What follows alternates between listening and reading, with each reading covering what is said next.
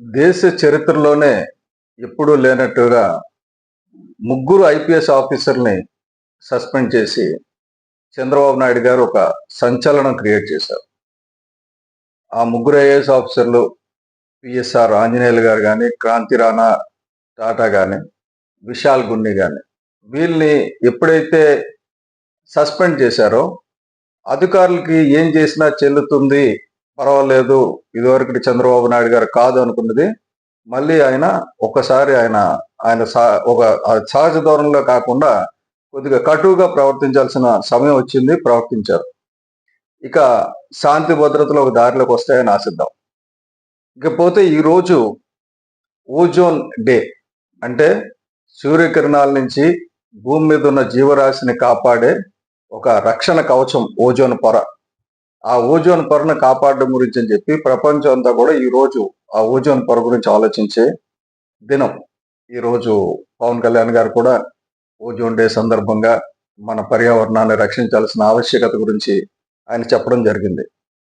అయితే అన్నిటికంటే ఇంపార్టెంట్ ఏంటంటే మనం చేస్తున్న ఒక పొరపాటు అభివృద్ధి పేరిట కాలుష్యాన్ని, అంటే వాతావరణ కాలుష్యాన్ని, జల కాలుష్యాన్ని, భూగర్భ కాలుష్యాన్ని మనం క్రియేట్ చేస్తున్నాం.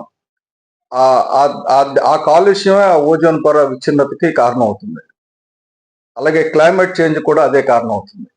ఇప్పుడు మొన్న విపరీతమైన వరదలు వచ్చి ప్రాంతాలు మునిగిపోతున్నాయి. ఇప్పుడు విజయవాడ అనేది చాలా చిన్నది.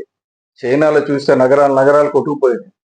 కాబట్టి ఈ టైంలో పర్యావరణాన్ని పరిరక్షించే అభివృద్ధి ప్రస్థానం అని చెప్పి పవన్ కళ్యాణ్ గారు ఒక అడుగు ముందుకేసి ధర్మాన్ని రక్షించాలి, పర్యావరణాన్ని రక్షించాలి అనే టైంలో ఏపీ కాలుష్య నియంత్రణ మండలి అధ్యక్షుడిగా పి కృష్ణయ్య గారిని చంద్రబాబు నాయుడు గారు నియమించారు. ఒక ముగ్గురు అధికారులను తీసేసిన కొన్ని గంటల్లోనే ఈ నియామకం జరిగింది. ఇది చూస్తే ఎలాగుందంటే, ఈ పర్టికులర్గా కృష్ణయ్య గారి విషయానికి వస్తే ఆయనకి విపరీతమైన ఆధ్యాత్మిక చింతన ఉంది ముందు నుంచి. ఒక ఐఏఎస్ అధికారిగా కాకుండా ఒక ఆధ్యాత్మిక చింతన ఉన్న వాళ్ళు పర్యావరణాన్ని రక్షిస్తారన్న నమ్మకం నాకు పూర్తిగా ఉంది. ఎందుకంటే పర్యావరణ ప్రేమికుడిగా ఒక సరైన అధికారి వచ్చాడు.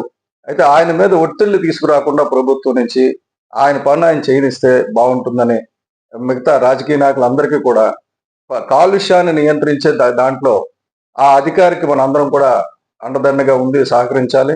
అలాగే కాలుష్యం కారకులైన పరిశ్రమలు కూడా మనకు ఉపాధి క్రియేట్ చేస్తున్నాయి. తక్షణం ఇండస్ట్రీస్ని మూసేద్దాం, కాలుష్యాన్ని చేసి ఇండస్ట్రీని మూసేద్దాం కాదు, కాలుష్యాన్ని తక్షణం ఎలా అరికట్టాలి, దానికి తీసుకోవాల్సిన చర్యల మీద ప్రతి ఇండస్ట్రీకి సంబంధించి వివరణ తెప్పించుకొని ఏ ఇండస్ట్రీ ఎంత కాలుష్యం చేస్తుంది, దాన్ని ఏ రకంగా మనం తగ్గించాలన్న ప్రణాళికతో ముందుకెళ్తారని నేను ఆశిస్తున్నాను. ఎందుకంటే ఒక మంచి అధికారికి మంచి బాధ్యతను అప్పచెప్పిన చంద్రబాబు నాయుడు గారికి ధన్యవాదాలు తెలియజేస్తూ, అలాగే పర్యావరణ శాఖ మంత్రిగా ఉన్న పవన్ కళ్యాణ్ గారు ఈయనని సక్రమంగా వినియోగించుకొని పర్యావరణాన్ని పరిరక్షించే అభివృద్ధి ప్రస్థానం వైపు రాష్ట్రంలో ముందుకు తీసుకెళ్తారని కోరుకుంటూ సెలవు తీసుకున్నాను. నమస్కారం.